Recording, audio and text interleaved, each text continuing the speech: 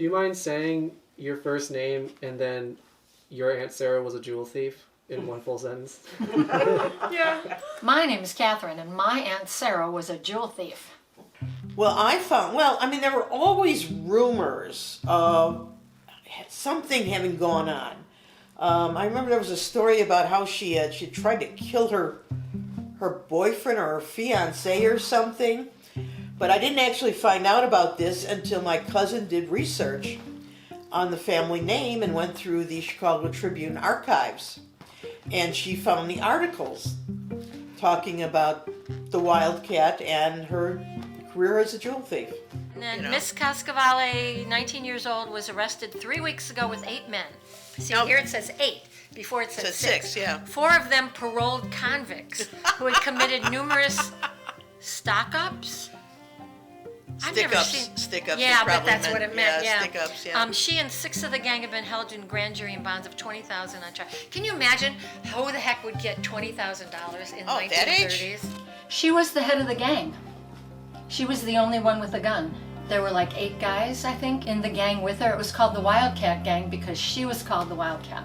It was jewelry stores and theater parties. The gang members would follow people out of a theater, I guess out of a party, and they would hold them up. So it was armed robbery. When they caught the gang, they caught her too. I think it was all in a group. Like I said, it wasn't heavy on specifics.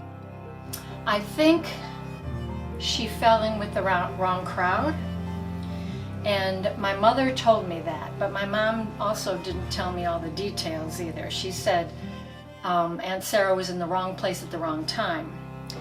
And I think she was being nice because the newspaper articles do not say that at all. So theater party gem robbery gang hunted in $10,000 raid. Do you believe this? Whoa, they robbed the theater party. How dare they? I don't really know because, of course, the family never discussed it. We never talked about it.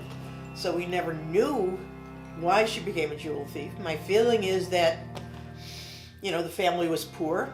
She was looking to get some money. And she was 18 years old, and it probably was a sense of adventure. I don't know if anybody tried to talk to her and help her out and say, don't do this. I would hope so. If there's no other way to make money, some people go to that end. She didn't remain a criminal all of her life. She changed her ways. So, that's a good thing to say about her.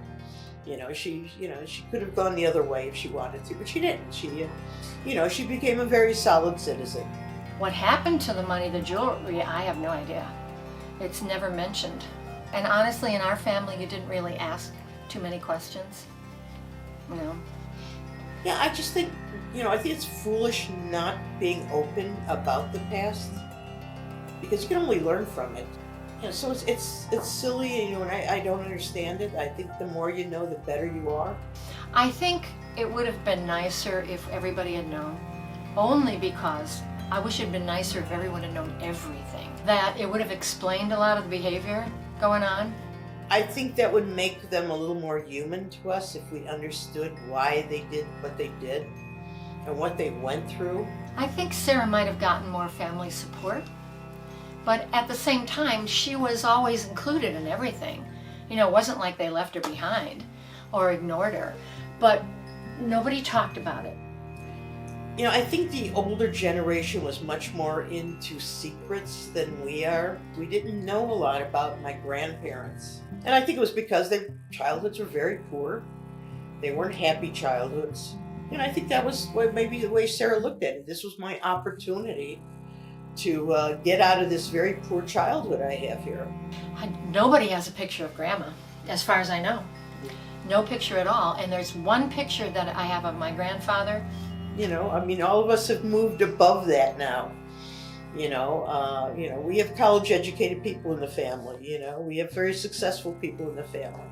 So I think we should be proud of that. Knowing where they came from and what we've come to.